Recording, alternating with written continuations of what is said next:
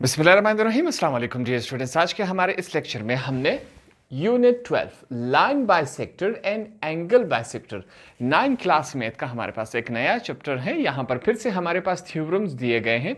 इन तमाम थ्योरम्स को हमने आसान अल्फाज में सीखना है और समझना है। थ्योरम 12.1 हमारे पास मौजूद है। इसको सबसे पहले पढ़ते हैं और समझते हैं कि हमारे पास ये क्या कह रहे हैं। Any point on the right bisector of a line segment is equidistant from its end points। अब यहां पर कुछ बातें हैं जो कि हमने सीख ली, जैसे कि हमारे पास राइट बाइसेक्टर हो गया, लाइन सेगमेंट हो गया, इक्विडिस्टेंट हो गया। अब सबसे पहले हमने इस थ्योरम को समझना है कि ये थ्योरम हमारे पास क्या कह रहा है। हमारे पास इस थ्योरम में क्या लिखा हुआ है, लाइन सेगमेंट। सबसे पहले हम एक लाइन सेगमेंट लगा लेते हैं। अब लाइन कुछ भी हो सकता है, हम अपने हिसाब से छोटा बड़ा कर सकते हैं। आप 6 सेंटीमीटर, 8 सेंटीमीटर, 10 सेंटीमीटर कोई भी ले सकते हैं, इस पे हमारे पास पाबंदी नहीं है। सबसे पहले हम क्या करेंगे, एक लाइन सेगमेंट बनाएंगे। लाइन सेगमेंट हमने सीखा था किसे कहते हैं, ऐसा लाइन जिसके 2 एंड पॉइंट्स हो उसे हम कहते हैं लाइन सेगमेंट। सबसे पहले हम लाइन सेगमेंट करते हैं। तो यहां पर हमने एक लाइन सेगमेंट बना ली। इस पॉइंट को हम क्या नाम देंगे, ए का। इस पॉइंट को हम बी का नाम दे देते हैं। पहला हमने काम कर लिया जो हमें स्टेटमेंट में बताया गया। दूसरा हमारे पास क्या है, राइट बाइसेक्टर। बाइसेक्टर हमने सीखा था, किसी भी लाइन को अगर हम 2 हिस्सों में तकसीम कर दे, इसको कट कर दे, तो उसे क्या कहते हैं, बाइसेक्टर। यहां पर राइट से क्या मुराद है, हमने राइट से राइट एंगल मुराद है। उस एंगल कितना बनता है हमारे पास, 90 डिग्री। तो अब हम जब इस लाइन को बाइसेक्ट करेंगे, पहले हमें मालूम नहीं था कि हम यू बाइसेक्ट करें, यू बाइसेक्ट करें, हमें मालूम नहीं था। यहां पर लिखा हुआ है राइट। राइट का मतलब क्या है, 90 डिग्री में बाइसेक्ट होना चाहिए। अब हमें मालूम है कि 90 डिग्री हमारे पास यू आएगा। जब हम यहां डी से चेक करेंगे तो 90 का एंगल हमारे पास यू बनता है। अगली बात क्या है हमारे पास, अब हमने इस लाइन को यहां पर बाइसेक्ट करना है, यहां पर कंफ्यूजन है। याद रखें, हमेशा बाइसेक्ट हम बिल्कुल सेंटर में करते हैं। जो हिस्सा यहां पर बनेगा, सेम हिस्सा यहां पर अभी बनेगा। अगर आपके पास 6 सेंटीमीटर है तो उसका सेंटर पॉइंट 3 सेंटीमीटर है। अगर 8 सेंटीमीटर की लाइन लगाए तो उसका सिंपल सी बात है 4 सेंटीमीटर उसका सेंटर आएगा। अगला काम आपने यही करना है, इसको बिल्कुल सेंटर से बाइसेक्ट कर देना है। तो हमने इसको बिल्कुल सेंटर से बाइसेक्ट कर दिया। कौन सा bisect, right bisect. Right bisect यहां पर देखिए, इस तरफ भी 90 डिग्रीज बना रहा है, इस तरफ भी 90 डिग्रीज बना रहा है। अब ये जो है हमारे पास मालूम नहीं ये बाइसेक्टर ऊपर कितने तक जाएगा, इस वजह से हमने ऊपर का निशान भी लगा दिया और नीचे पर भी हमने एरो का निशान लगा दिया। अब यहां पर एक नया पॉइंट हमारे पास बना। इस पॉइंट को हम A B C alphabetical sequence को हमने जारी रख दिया। आप कोई भी नाम दे सकते, इससे फर्क नहीं पड़ता। तो इस पॉइंट को हमने क्या कर दिया, इसको हमने सी का नाम दे दिया। यहां तक तमाम बातें क्लियर हो गई। जो हमें स्टेटमेंट में बताया हमने यहां पर वही कर दिया। तो नेक्स्ट स्टेप में हम क्या करेंगे, इस एंड को भी नाम देंगे और यहां पर भी। इन दोनों को कोई भी नाम दे सकते हैं, इससे फर्क नहीं पड़ता। यहां पर जो आपकी किताब में नाम दिए गए हैं मैं भी वही दे देता हूं। यहां पर एल और नीचे हमने क्या दिया, इसको एम का नाम दे दिया। ये दोनों हमने नेम दे दिए। अब स्टेटमेंट की तरफ चलते हैं। देखिए, एनी पॉइंट, कोई भी point on the right bisector. Right bisector हमारे पास इस लाइन को कहा जा रहा है। Of a line segment, line segment पर हमने राइट बाइसेक्टर बनाया इस equidistant from its and points. अब कहता है कि ये जो राइट बाइसेक्टर है, इस पर आप कोई भी पॉइंट ले सकते हैं, कहीं भी। आप यहां पर भी ले सकते हैं, यहां पर भी ले सकते हैं, यहां पर भी ले सकते हैं, इससे फर्क नहीं पड़ता। ये चॉइस आपको दी गई है। कहता है राइट बाइसेक्टर पर आप एनी पॉइंट, कोई भी पॉइंट चूज कर सकते हैं। फॉर एग्जांपल हम कहते हैं कि वो पॉइंट हमारे पास ये रहा, यहां पर हमने इस पर निशान लगा दिया कि वो पॉइंट हमारे पास ये है। ठीक है, अब ए बी सी सीक्वेंस चलता जा रहा है। इस पॉइंट को हमने क्या नाम दिया, इस पॉइंट को हमने डी का नाम दे दिया। यहां तक बातें समझ आ गई। जो स्टेटमेंट में हमें बताया गया वो हमने यहां पर किया। स्टेटमेंट में सबसे पहले कि आपने लाइन सेगमेंट बना लेना है, उसके बाद हमने राइट बाइसेक्टर कर लेना है। राइट बाइसेक्टर में हमारे पास 90 डिग्रीज बन रहा था।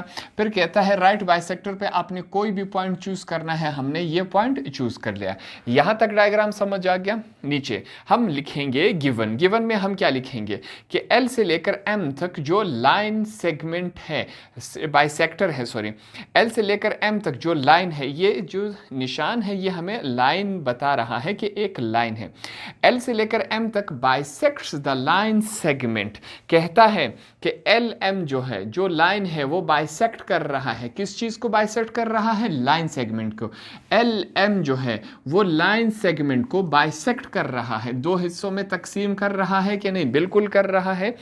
अच्छा, ए बी 8 पॉइंट सी किस चीज को बाइसेक्ट कर रहा है? इस लाइन सेगमेंट में। लाइन सेगमेंट ए से लेकर बी तक है, कहां पर बाइसेक्ट कर रहा है? पॉइंट सी पर बाइसेक्ट कर रहा है। सच दैट हमारे पास इसी तरह एल से लेकर एम तक जो लाइन है, ये निशान किस चीज़ का है? उल्टा टी, ये हमारे पास परपेंडिकुलर है। कहता है ये जो लाइन है ये परपेंडिकुलर है। कहाँ पर परपेंडिकुलर है? ए से लेकर बी तक लाइन। ये ए से लेकर बी तक लाइन पर परपेंडिकुलर है। परपेंडिकुलर मीन्स जो कि 90 डिग्रीज बनाता हो। तो अगर हम इसको डी से चेक करें तो ये वाला एंगल 90 डिग्रीज है। आगे सेम इसी तरह ए से लेकर सी तक जो लाइन है, ए से लेकर सी तक जो लाइन है वो क्या है? कंकरेंट है, इक्वल है, बराबर है। बी से लेकर सी तक यहाँ पर जो लाइन है ये इसकी लंबाई बराबर है, इसकी लंबाई, दोनों की लेंथ क्या है? हमारे पास बराबर है, क्योंकि हमने बिल्कुल सेंटर में से बाइसेक्ट किया था। यहाँ तक ये बातें हमने लिखी। Where D is a point on L M, कहता है जहाँ पर हमने जो एनी पॉइंट चूज किया था उसको हमने डी का नाम दिया, और ये पॉइंट कहां पर है? एल से लेकर एम तक ये यहां पर मौजूद है। टू प्रूव में हम क्या लिखेंगे? हमने प्रूफ क्या करना है कि डी से लेकर ए तक जो लाइन है, डी से लेकर ए तक जो लाइन है ये बराबर आना चाहिए, कंकरेंट आना चाहिए डी से लेकर बी तक। हमने प्रूफ यही करना है कि ये जो लाइन यहां पर डी से लेकर ए तक ये बराबर आनी चाहिए डी से लेकर बी तक। ये ही हमने इस थ्योरम में प्रूफ करना है।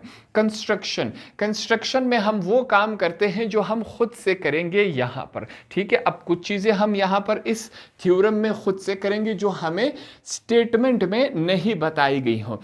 हम क्या लिखेंगे कंस्ट्रक्शन में? Join D with A and B, कहता है ये जो डी वाला हिस्सा है इसको आपने किस चीज के साथ ज्वाइन करना है? ए के साथ भी और बी के साथ भी। हम इन दोनों लाइंस को यहां पर ज्वाइन करवा लेते हैं। याद रखें जो काम हम कंस्ट्रक्शन में करेंगे वो यहां पर हम डॉटेड लाइन से करेंगे, तो चेक करने वाले को भी पता होगा और आपको भी।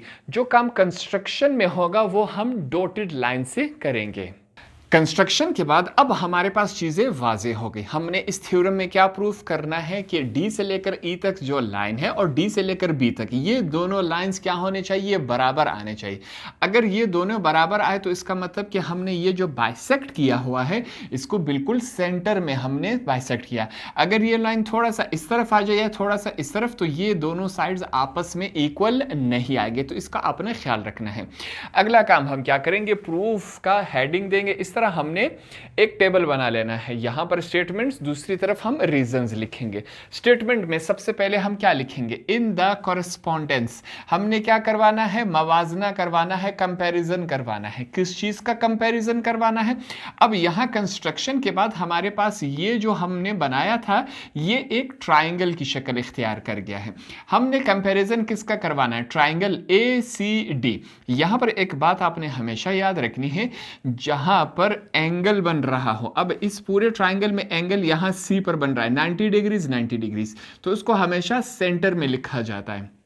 ट्राइंगल ACD, हमारे पास ये जो ट्राइंगल है ACD, इस ट्राइंगल का हमने कंपैरिजन, इस लाइन का मतलब क्या है? कंपैरिजन करवाना है, मवाजना करवाना है। किसके साथ? Triangle BCD। हमने BCD के साथ इन दोनों ट्राइंगल का कंपैरिजन करवाना है। अगर आप यहां पर समझ सकते हैं तो आपके लिए आसान है बिल्कुल, वरना मैं आपके लिए यहां पर अलग से इन दोनों ट्राइंगल्स को अलग अलग कर लूंगा, ठीक है, ताकि हम इन दोनों का कंपैरिजन आसानी से कर सकें। तो यहां पर आपकी आसानी के लिए मैंने इन दोनों ट्राइंगल्स को अलग अलग बना लिया ताकि आपको आसानी से समझ आ सके। अब हम यहां पर क्या कर रहे हैं? इन दोनों ट्राइंगल्स का आपस में कंपैरिजन करवा रहे हैं, जिसे हम कॉरेस्पॉन्डेंस कहते हैं। अब हमारे पास ट्राइंगल ACD में ए से लेकर सी तक जो लाइन है वो बराबर है, किसके बराबर है? बी से लेकर सी तक।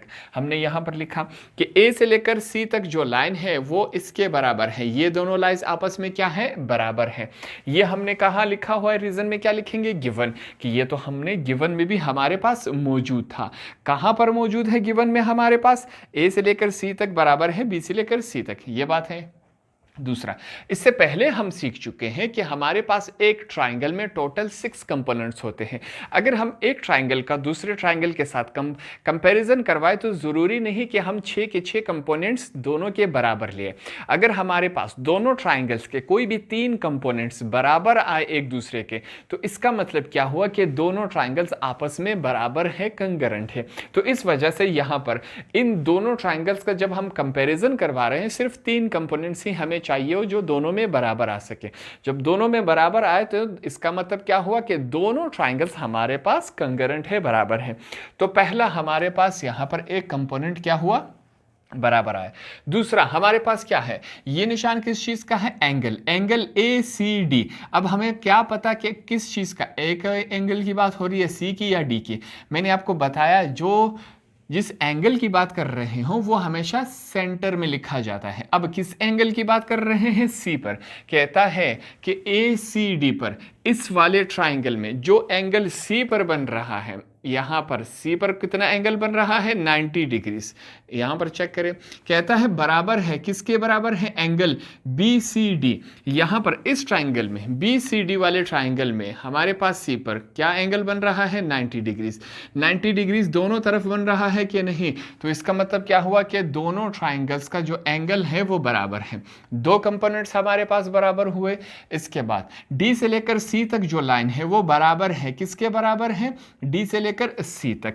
अब सी और डी जो है हमारे पास कॉमन है, दोनों ट्राइंगल्स में मौजूद है। डी से लेकर सी तक जो लाइन है वो डी से लेकर सी तक, ये दोनों क्या है? बराबर है। इसी वजह से हमने रीजन में क्या लिखा? कॉमन लिखा हुआ है। अब हमारे पास 3 कंपोनेंट्स इन दोनों ट्राइंगल्स के आपस में बराबर आए।